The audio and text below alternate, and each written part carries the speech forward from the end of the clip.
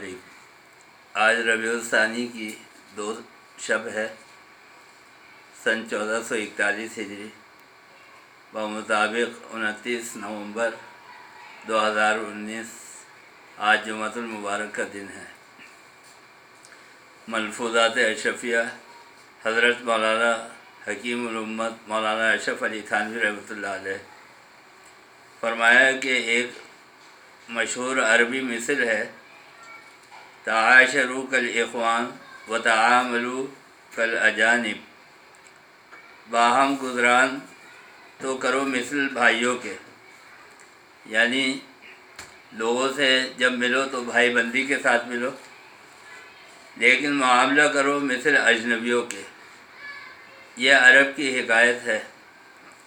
فرمایا کہ جب کوئی لین دین کا معاملہ ہو، کوئی آپس میں قرض کا معاملہ ہو، تو اس میں معاملہ بالکل اجنبی کی طرح ہونا چاہیے۔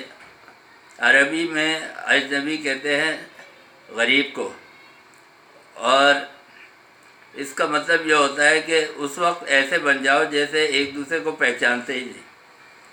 اس میں بڑی مصلحتیں ہیں۔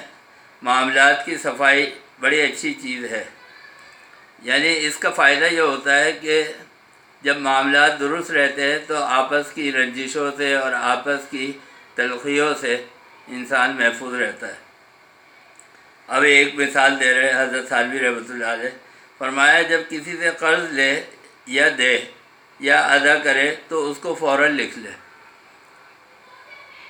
ہم جب کسی سے ادھار لیتے ہیں، قرض لیتے ہیں، تو اس کو لکھ لینا چاہیے۔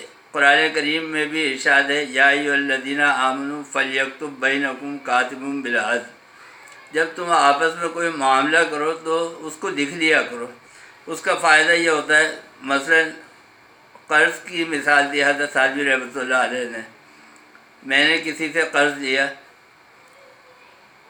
اور خدا نخواستہ اس کا انتقال ہو گیا، تو اب اگر لکھت کے اندر کوئی چیز موجود ہوگی، کوئی تحریر لکھی بھی ہوگی ضابطے کے مطابق، تو ان کی اولاد وہ آ کے مجھ سے طلب کر سکتی ہے کہ ہمارے والد کا یہ قرضہ ہے اور یہ آپ کو ادا کرنا ہے۔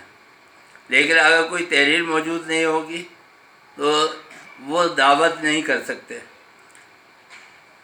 اور فرض کرے کہ جس نے قرض دیا ہے اگر وہ موجود نہیں رہا اور وہ دنیا سے چلا گیا، تو اس کی جو اولاد ہے وہ جا کے ان لوگوں سے جن کو قرض دیا تھا ان سے مطالبہ کر سکتی ہے کہ آپ کے والد نے یا آپ کے گھر میں کسی نے ہم سے یہ ادھار لیا تھا، یہ قرض لیا تھا، یہ اتنے ہزار کی رقم ہے یا یہ اتنے لاکھ کی رقم ہے، یہ ہم کو واپس چاہیے اور یہ ہمارے پاس تحریر موجود ہے۔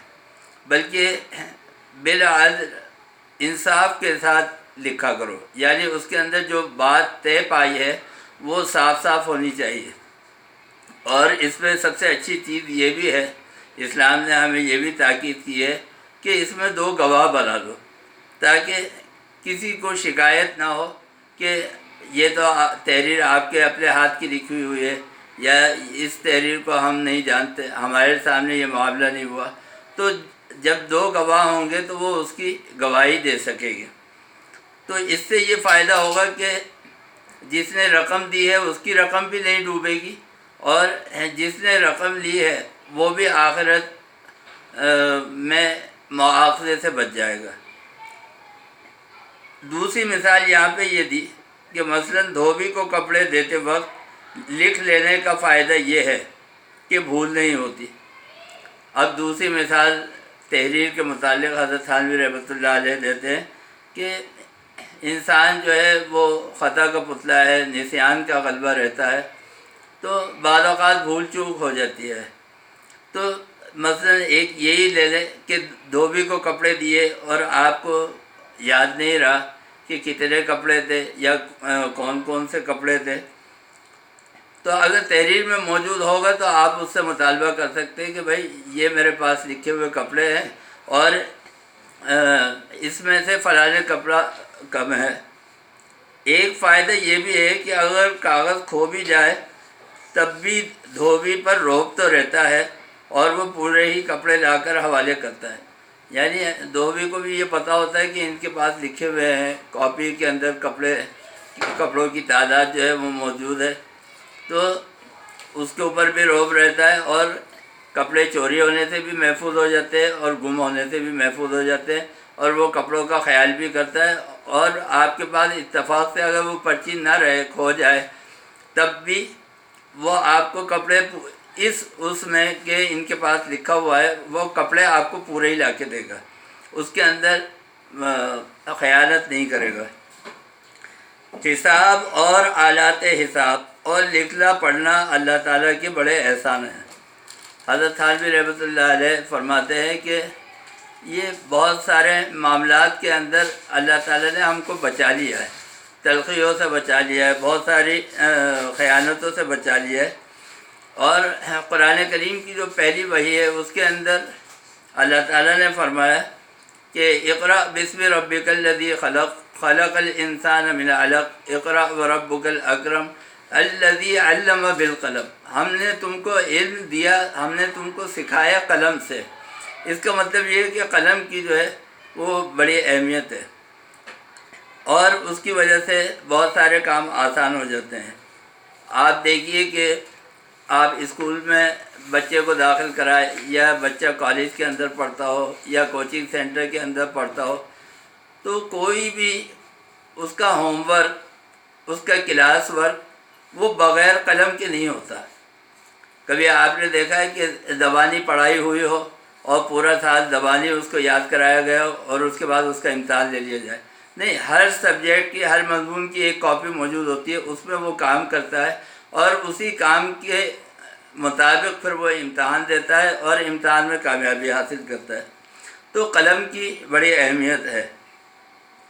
حضرت تھانوی رحمۃ اللہ علیہ فرماتے ہیں کہ اللہ تعالیٰ نے ان چیزوں کو اپنے احسانات ہی میں بیان فرمایا ہے. اقرأ وربک الاکرم الذی علم بالقلم علم الانسان ما لم یعلم. اور ہم نے اس کو جو علم سکھایا ہے وہ ہے جو وہ نہیں جانتا تھا. تو اللہ تعالیٰ نے اس کو علم دیا اور اس کے اندر قلم کا بھی ذکر کیا. وَأَنزَلْنَا مَعَهُمُ الْكِتَابَ وَالْمِيزَانَ لِيَقُومَ النَّاسُ بِالْقِسْطِ. قسط کے معنی آتے ہیں اعتدال، یعنی جب بھی کوئی معاملہ کرو تو وہ اعتدال کے ساتھ کرو. اس کا مطلب یہ ہے کہ ہمیں روز مرہ کے معاملات میں اس حکایت سے یہ رہنمائی ملی کہ آپس کا میل جول، آپس کا ملنا جلنا یہ تو خوش اخلاقی کے ساتھ ہونا چاہیے، ایک دوسرے کے ساتھ اچھی طرح ملنا چاہیے. اور جب معاملہ آ جائے، چاہے وہ بہن بہن کے درمیان ہو، چاہے وہ بھائی بھائی کے درمیان ہو، چاہے وہ اولاد اور ماں باپ کے درمیان ہو، تو اس میں کہنا چاہیے کہ بھائی ٹھیک ہے، مجھے آپ کے اوپر اعتبار ہے اور آپ میرے رشتہ دار ہیں، آپ سے میرا یہ رشتہ ہے، لیکن یہ معاملہ جو ہے یہ میں شریعت کے مطابق کروں گا اور اس کی ایک تحریر ہونی چاہیے، اس کے 2 گواہ ہونا چاہیے. اس سے آدمی جو ہے بہت ساری خرابیوں سے اور نقصان سے بچ جاتا ہے.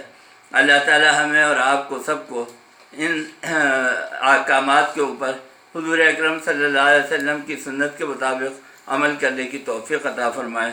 وآخر دعوانا الحمد للہ رب العالمین.